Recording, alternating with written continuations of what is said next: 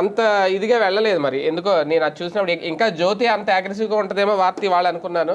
వీళ్ళు చాలా సింపుల్గా మోడీ కొండంత అండ దీన్నే బ్యానర్ హెడ్డింగ్గా చేశారు. లోపల రాశారనుకోండి అది వేరే విషయం, దీన్ని హైలైట్ చేయలేదు.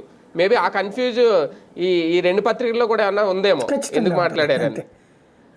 మేబీ అదొక వాస్తవంగా అయితే గనక వీళ్ళు అడగాల, రాష్ట్ర భారతీయ జనతా పార్టీ అయినా అడగాలి. అసలు అయిపోగానే అక్కడే అడిగితే సరిపోయేది కదా, పిఐబి నోట్లో మార్చేస్తే అయిపోయేది.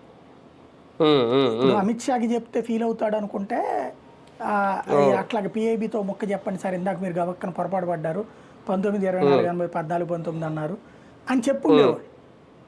అంత చనువు లేదేమో అమిత్ షా దగ్గర, అందుకని చెప్పలేదేమో. ఎట్లాగో మనం ఎట్లాగో తెలుగులో ట్రాన్స్లేషన్ మార్చేసాం కదా అని అనుకోవచ్చు.